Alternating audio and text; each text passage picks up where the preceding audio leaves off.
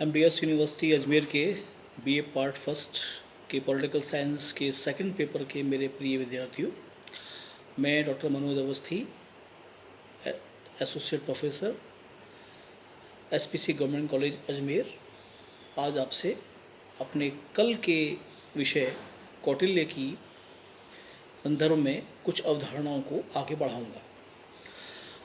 आज हम बात करेंगे राजा के कर्तव्यों की। कल हमने पिछले दो जो लेक्चर लिए हैं उसमें राज्य की उत्पत्ति और राज्य के सप्तांग सिद्धांत की बात की थी। आज बात करेंगे राजा के कर्तव्य।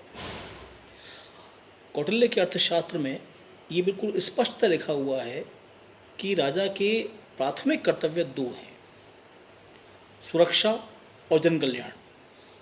जैसे आपने देखा है, पढ़ा भी है, मैंने बताया है आपको कि दरअसल राज्य प्रजा और राजा के मध्य एक समझौते या अनुबंध का परिणाम है, जिसके तहत प्रजा राजा की आज्ञाओं के पालन और उसको कर देने की अवधारणा को स्वीकार करती है। बदले में राजा उसकी रक्षा के दायित्व को ग्रहण करता है। अब यहाँ पर राज्य का जो प्राथमिक कर्तव्य है वो सुरक्षा है। अब सुरक्षा अपने आप में बड़ा व्यापक एक प्रतिमान है। मूल रूप से सुरक्षा को हम दो हिस्सों में बांटते हैं, आंतरिक और बाह्य। आंतरिक सुरक्षा से आशय ये है कि समाज के भीतर जो आपराधिक चरित्र हैं या जो शक्तिशाली हैं, जो कमज़ोरों को कुचलते हैं, दबाते हैं, उनके अधिकारों का हनन करते हैं, उनके विकास में बाधा बनते हैं, राजा का ये कर्तव्य है कि वो इन बाधाओं को दूर करे। क्योंकि कौटिल्य का अर्थशास्त्र लिखता है कि प्रजा का लौकिक और पारलौकिक दोनों कल्याण करना राजा का उद्देश्य है, और ये तभी हो पाएगा जब विकास के मार्ग की बाधाएं दूर हों। कौटिल्य समाज कंटकों को भी विकास के मार्ग की एक बाधा मानते हैं और आंतरिक सुरक्षा में राजा का एक कर्तव्य बताते हैं कि वो इन बाधाओं को दूर करेगा। दूसरी सुरक्षा का जो इसका आयाम है वो है बाह्य शत्रुओं से रक्षा। यहाँ पर आप इस बात को समझें कि असुरक्षा के वातावरण में विकास दरकिनार हो जाता है। उस समय पहली प्राथमिकता होती है सुरक्षा या जीवन की रक्षा।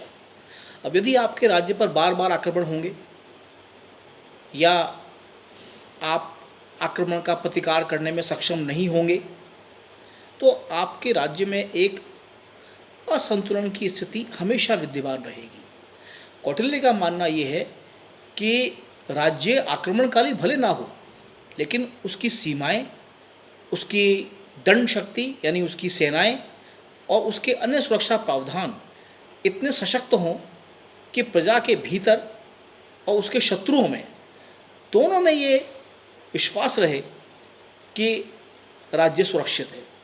इस पर आक्रमण करना, यदि आप शत्रु हैं तो आपको हमेशा ये रहे कि इस राज्य पर आक्रमण करना हितकारी नहीं हो सकता। और यदि युद्ध की स्थिति आती भी है, कई बार ऐसा होता है कि आपके सारे प्रयास सफल नहीं हो पाते, युद्ध की स्थिति आती है, तो कौटिल्य अर्थशास्त्र में इसकी व्याख्या ये करते हैं कि राजा को ये चाहिए कि युद्ध की स्थिति में प्रजा का नुकसान कम से कम हो। इस प्रकार से संघर्ष किए जाए जिससे प्रजा, जिसको आप आम जनता कहते हैं, वो उसके दायरे से बाहर रहे और उसकी जो मूलभूत सुविधाएं हैं वो उसको मिलती रहे। इसके अलावा वो ये भी कहता है कि जो प्राकृतिक आपदाएं हैं, अकाल, कोई बीमारी, सूखा, इनसे निपटने के लिए भी राजा को, इनसे सुरक्षा के लिए भी विशिष्ट प्रावधान किए जाने चाहिए। राजा का दूसरा कर्तव्य है जन कल्याण। अब जैसे कौटिल्य का जो राज्य है वो प्रशासनिक राज्य नहीं है, वो एक कल्याणकारी राज्य है, यानी वेलफेयर स्टेट। अर्थात जन कल्याण करना राजा का कर्तव्य है अपने सर हर माध्यम, हर तौर तरीके, हर नीति और हर प्रकार से। अब जन कल्याण के अंदर उन्होंने इसकी बड़ी विशद व्याख्या की है कि बच्चे, स्त्रियां, बुजुर्ग, अशक्त, जिसको आप दिव्यांग कह सकते हैं, बीमार और अनाथ, इनके जीवन और इनके अधिकारों की सुरक्षा के लिए राष्ट्र को विशेष रूप से प्रयास करने चाहिए। इसके अलावा वो ये भी कहते हैं कि आम जन की सुविधाओं के लिए, जैसे समाज के अंदर बहुत सी वृत्तियां हैं, कृषक भी हैं, पशुपालक भी हैं, व्यापारी भी हैं, शिक्षक भी हैं, तो इनके कल्याण हेतु राज्य जो कर सकता है अपनी नीतियों के माध्यम से, अपनी योजनाओं के माध्यम से, राजा को वो सारे कार्य करने चाहिए।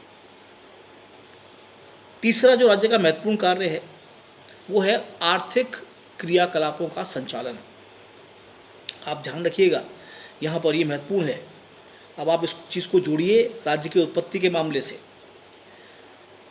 जब ये अनुबंध हो रहा है राजा और जनता के बीच में, तो उसमें दोनों वादे कर रहे हैं। जनता कह रही है कि राजा की आज्ञाओं का पालन करेगी और उसको कर देगी, और राजा इसके बदले में उन्हें सुरक्षा और जन कल्याण के लिए स्थितियाँ उपलब्ध कराएगा। अब आप इस चीज़ को समझें, करारोपण तभी तो आप कर पाएंगे ना जब आप आर्थिक व्यवस्थाओं को संचालन ठीक से कर पाएंगे।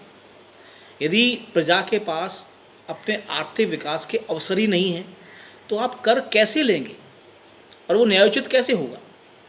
तो ये बड़ा आवश्यक है कि चाहे वो कृषक हों, उनके लिए नहर वगैरह का इंतज़ाम, व्यापारी हैं, उनके लिए सुरक्षित सड़क मार्ग, जलमार्ग, पुल, विदेशी व्यापार को सुगम करना, दूसरे राज्यों से व्यापारिक संबंध स्थापित करना, अपने देश में ही व्यापार को नियंत्रित करना, ये कौटिल्य राजा का एक महत्वपूर्ण कर्तव्य मानते हैं, क्योंकि उनका ये मानना है कि जो आर्थिक वृत्तियाँ हैं ये प्रजा की आज्ञा पालन की क्षमता और कर देने की प्रवृत्ति दोनों को ही सकारात्मक और नकारात्मक दिशाएं प्रदान करती हैं। यदि ये ठीक है तो प्रजा आज्ञाकारी भी होगी, कर भी देगी, और यदि ऐसा नहीं है तो प्रजा राजा के खिलाफ खड़ी भी हो सकती है, असंतोष भी हो सकता है। अगला जो कर्तव्य है वो है सामाजिक व्यवस्था का संचालन। अब देखिए, समाज के जो 4 वर्ण हैं, ब्राह्मण, क्षत्रिय, वैश्य और शूद्र, ये मूलतः कर्मों के आधार पर विभाजित हैं। हर एक वर्ण के निश्चित कार्य हैं, निश्चित सीमाएं हैं। कौटिल्य अर्थशास्त्र में लिखते हैं कि हर जो वृत्ति है वो ठीक से होती रहे, ये नियंत्रित करना भी राजा का कर्तव्य है।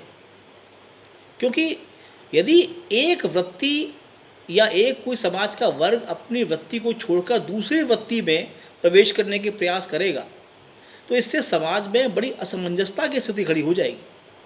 पता पड़ा कुछ कार्य तो बहुत ज़्यादा हो रहे हैं, सीधी सी बात है, ज़्यादा कार्य होंगे तो व्यक्तियों का हुनर और आर्थिक स्थिति दोनों वहाँ केंद्रित हो जाएगी, तो जो दूसरे वर्ग है वो कहाँ जाएंगे, क्योंकि आर्थिक संसाधन सीमित हैं, आवश्यकताएं अनंत हैं।